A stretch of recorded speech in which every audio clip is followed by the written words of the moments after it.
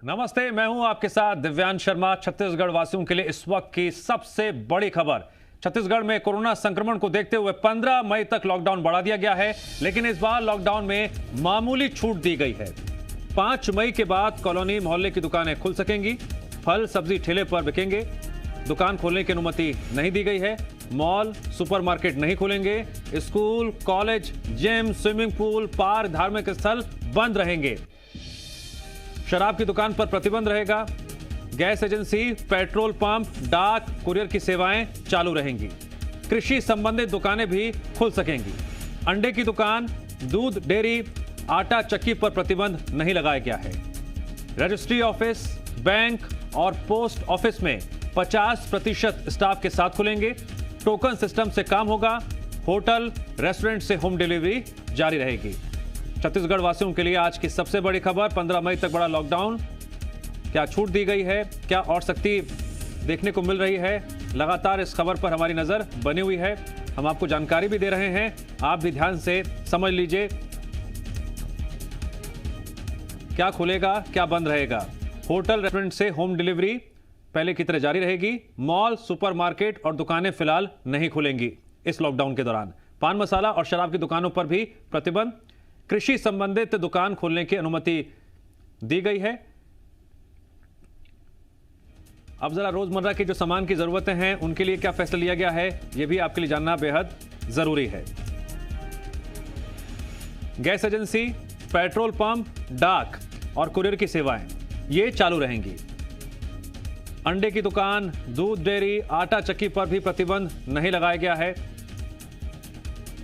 और जो आपके रोजमर्रा के जिंदगी में जरूरत की चीजें हैं, बैंक संबंधित और ऑफिस संबंधित, वो भी जान लीजिए। रजिस्ट्री ऑफिस बैंक और पोस्ट ऑफिस में 50% स्टाफ के साथ ही खुल सकेंगे। यहां पर टोकन सिस्टम के तहत काम होगा।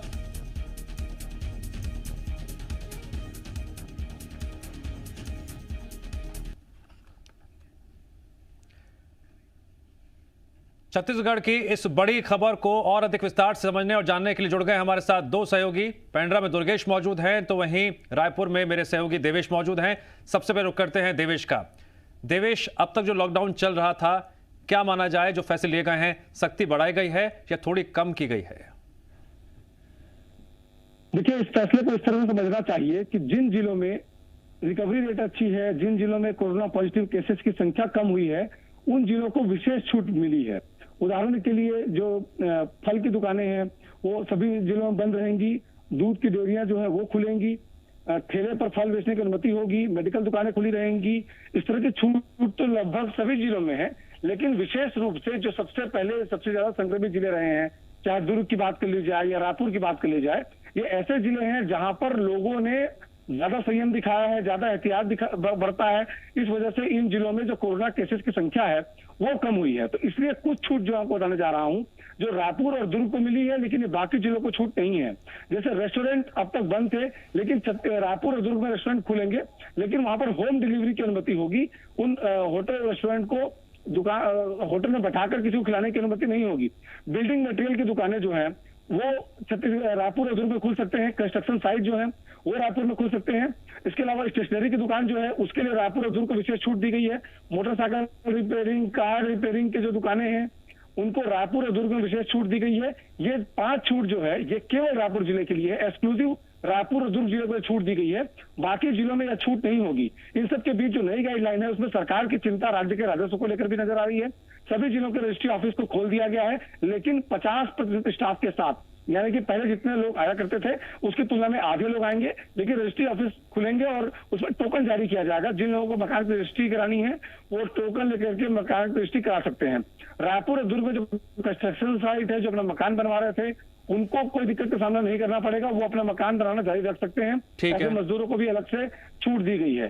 तो बाकी जिले जो है उनमें बहुत एहतियात और सख्ती के साथ थोड़ी छूट दी गई है। लेकिन आपने जो बाकी जिलों की बात की है, तो पेंड्रा का रुख कर लेते हैं। दुर्गेश जहां पर मौजूद हैं, दुर्गेश, पेंड्रा में मौजूदा स्थिति क्या है? जितनी छूट दी गई है और जो सख्ती देखने को मिल रही है, क्या मौजूदा स्थितियों से लड़ने के लिए काफी है?